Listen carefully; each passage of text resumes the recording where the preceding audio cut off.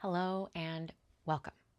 My name is Michaela, and today's video is part 2 of a 3-part series that I'm doing on the common traps that perfectionists will fall into when they're using tapping or EFT as a self-development technique. Okay, so today we're going to cover trap number 2, what it is, why we do it, and what we can do instead.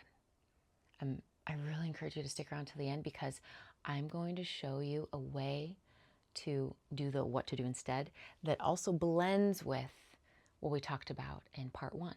So if you haven't already watched part 1, I encourage you to do so now. I'll link it in the description below. I've also linked below in the description my how to tap video. If you aren't that familiar with tapping, this is a great place to start as well. But if you're like, Michaela, I just want to dive in, I just want to know what part 2 is, just show me what you got, then welcome. Let's dig in. So to briefly summarize, tapping, also known as EFT, is where we tap on acupressure points on the body as a way to calm the nervous system, calm the body, calm the mind. And we can do this while we're focusing on a challenge, a negative belief, a physical ailment or pain, a negative memory, maybe even some forms of PTSD, right? Like it can be used in so many ways. It can be used for insomnia, on and on and on. And so often what we do and what has been taught for the longest time with tapping, and that I support this actually, is that because it's such a subjective thing, we're talking about emotions, we're talking about sensations, we're talking about thoughts, feelings, it's all that kind of squishy stuff.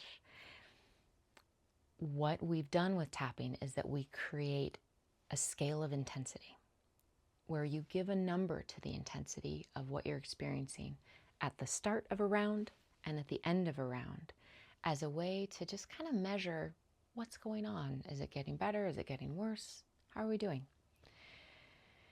So on the scale of 0 to 10, 0 being that you feel totally at ease and 10 being that it's like the most intense you could imagine it being. So before we tap, we'll often tune into the pain. Let's say it's a painful memory. How much does this memory bother you? And then as we tap and tap, then we'll check in. Okay, what's that number now? When you think about that memory, what does it feel like now? What number is it? And so now that you understand that context, trap number 2 is believing that you need to get that number, whatever it may be on the scale of 0 to 10, all the way down to a 0.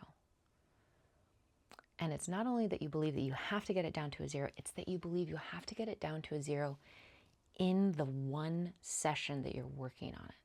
So if you're working on this on your own, it's like, okay, if I go in there, if I try to address that painful memory, we'll keep with that example, I can't stop tapping. I can't stop engaging with it until it's all the way down to a 0.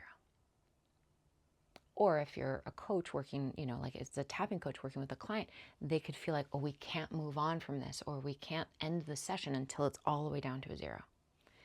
Now, there's ways that this concept is outdated. And if you're a tapping coach or you're really deeply familiar with tapping and this is like, I never heard that, thank goodness. I'm so glad. I'm so glad. I think that this concept is becoming more and more out of date, especially as more trauma-informed forms of tapping are entering the scene. And I love it. I'm so here for it. I've been tapping since, got to do the math of the years, since I was a teenager, basically. So since like the mid-2000s, which is a long time now. And there were some teachers who totally believed that this was the helpful thing to say. And I don't think that there was any malice in them saying this. I just think they may not have understood how a perfectionist and a perfectionist pattern might have grabbed onto this idea and made it into something painful and scary. But there were some teachers who would say, you have to get it down to a 0 because if you don't, this problem will continue to exist. But because it's a lower intensity, it'll be easier to ignore and it'll almost like become dormant and secret and negatively influence you in like a bad way, right? Negatively, yes. but it'll be harder to find out. It'll be harder to relocate it again. So if you start working on it, don't bring it down to a 2 or 3. Like, you got to get it all the way out. You have to eradicate it to know that you really did it right. It's actually almost a disservice to just bring it down in intensity, because then it's going to live in this secret, dormant way where you can't find it again. Listen, maybe there's some truth to that. I don't really think so. 2 things, 2 reasons why I don't think that that's helpful. 1, the reason we're all here. That is like the perfect setup for a perfectionist to feel anxious and to feel hypervigilant and to feel self-doubt and like they can't do it right, and like basically just to make somebody spiral. Because there's all this pressure. Is it down to 0? Did I really get it? Did I really get it? Did I really get it?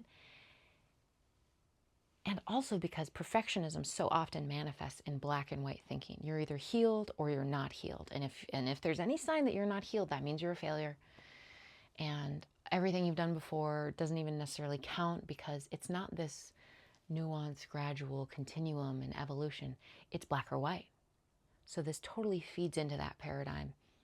And that paradigm creates so much pain. And really, in my experience, both personal and what I've observed in clients, is it is so de-incentivizing of moving forward.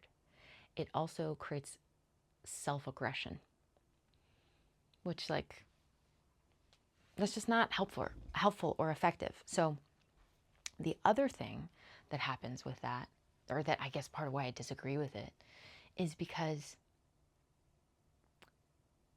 I think it's giving these painful patterns and these like negative memories, it almost has this assumption that they want to continue existing, and that it's like assuming some form of, I don't know, it's like, it just feels like, I much prefer believing that our system not only wants to heal and wants to exist in a state of wholeness and balance, but that it's actually designed to lead us there incrementally, gently, naturally, layer by layer, bit by bit. I may be wrong, but my experience has been one that validates that thinking, that our system naturally wants to heal. And I find that there's so much more like juice and empowerment that comes from believing that, and believing that we can do things incrementally. So, tiny rant over, maybe. So, why do we believe? So I talked about what it is. Why do we believe that we need to get it down to a 0? Well, there's everything I just said, right? That's part of how it was taught for a long time. I also think, even if that wasn't taught to us, if we're working with this scale of 10 to 0, or even without it, right, there can be this intensity of wanting to seek and destroy, right? Just eliminate it. If it's pain, if it's a negative belief, right? This like, we just got to get it out of there, right? That's the problem. Get it out. And I'm being very like engaged and kind of aggressive as I say all that, because so often I find there is this aggressive energy that comes in with this, like, gotta get it out, gotta fix it. And in my experience, that is not what is helpful. And even though I can actually be rather intense and like the desire to create positive change and just move onward and upward continuously and never backtrack, that can live in me quite vividly at times. And it's actually because of that level of desire to move forward and all of it, that I believe very deeply about the value of things being incremental, of it being gentle and kind, not just because I love kindness and gentleness, but because that is what I have seen time and time again to be what's most effective, what actually creates change for people, long-lasting, deep-felt, down to the bone embodied level. These more aggressive, swift things, sure, you can experience change, but it can be very hard for that to integrate into your whole being, your whole self, your whole system. So the incremental is kind of magical. So what can we do instead? Instead of thinking and believing that we have to go from whatever level, 7, 8, 9, let's say if it's on the high end, or maybe it's mid, 4, 5, 6. Instead of believing we have to take it from there all the way down to 0, what can we do instead?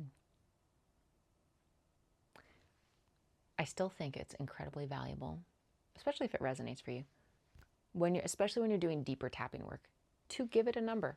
It's just nice to have like something more tangible to grab. So you can still give it a number. But as you go, as you progress, as you tap and you rate it again, if the number goes down, let that be a celebration, right? It doesn't have to go all the way down to 0 for it to be meaningful shifts that you've experienced.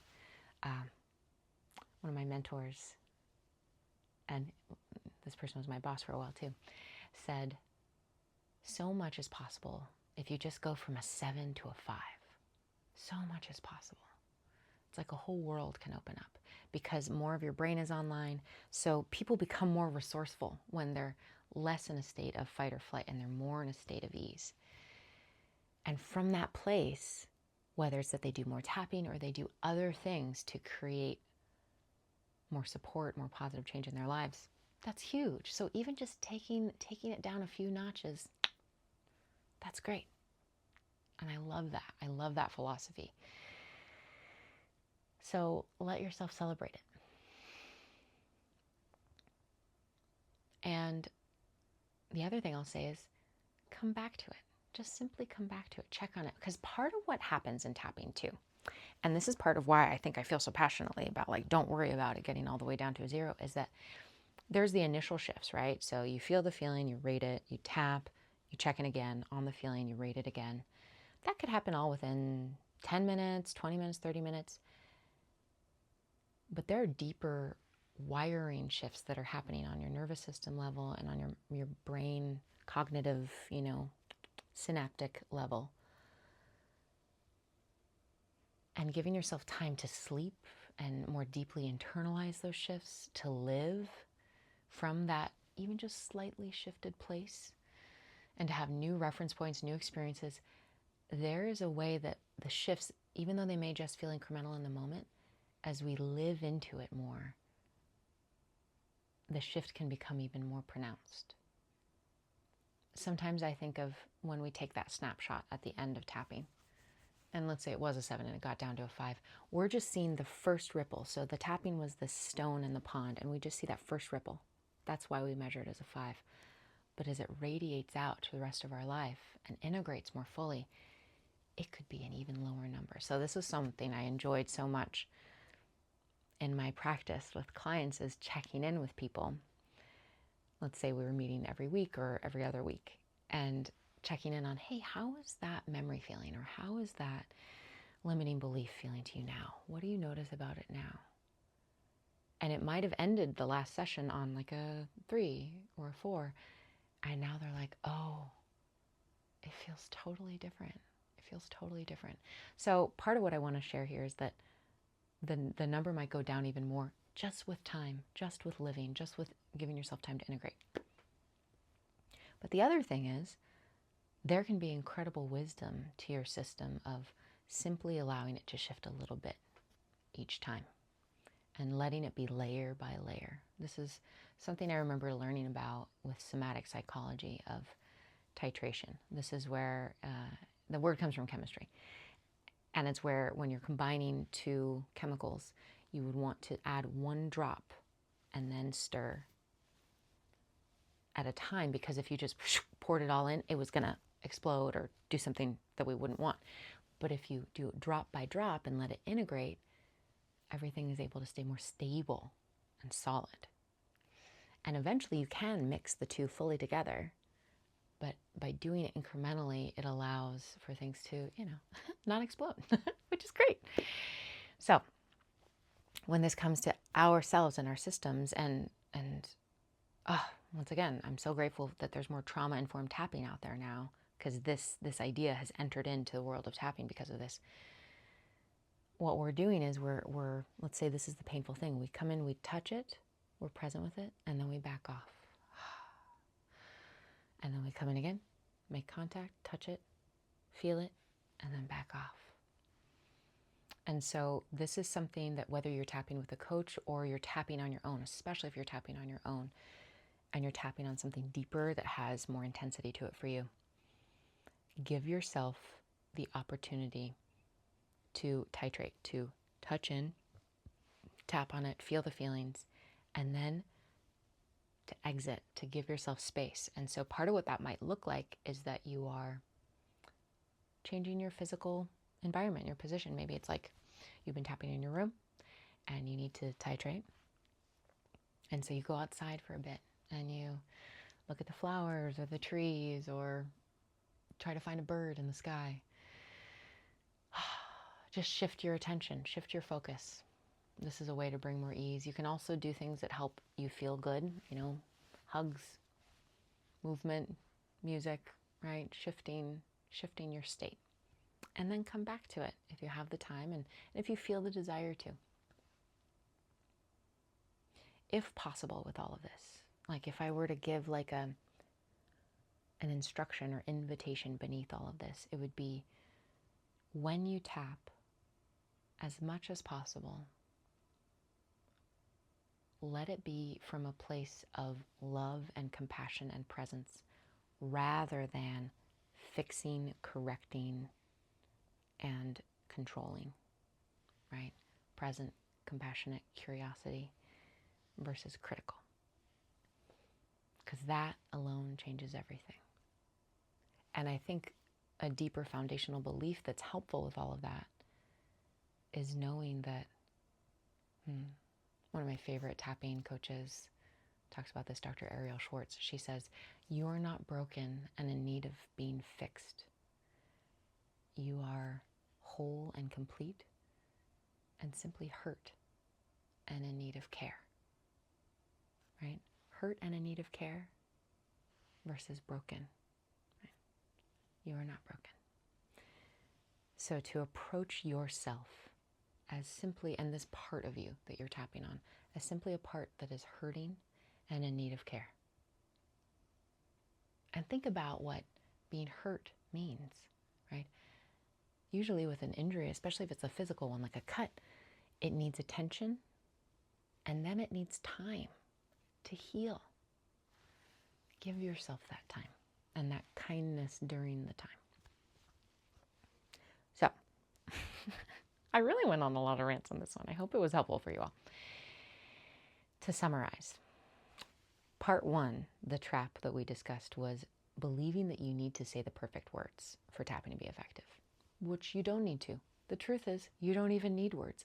All you need is to bring focus on what it is you're tapping on for it to be most effective. And in today's video, part two, we talked about the trap of believing that you have to get it down to zero or you have to get rid of the discomfort and pain completely during that tapping session before you can move on with your life or do anything else. Otherwise, was it effective? But that's also not true. What we understand now is that it's okay to simply reduce the intensity a bit, to simply open up a little more space, and to let tapping be part of what supports you in that. So still use the ratings if that feels right for you. Also, side note, if you don't like the ratings, you don't want to give it a number, that's totally fine with me. I'd say over half of the time when I tap, because I do it very much throughout the day, I'm not really rating things. It's more when I'm really working on something very intense and specific that I will rate it. But especially because I've cultivated such an awareness of sensation tracking and being able to observe when things shift in me, I don't feel like I need the number as much anymore.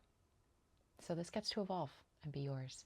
So you can say words, not say words, play with it. You can rate it, not rate it, watch as it reduces in intensity. All up to you. You have so much freedom.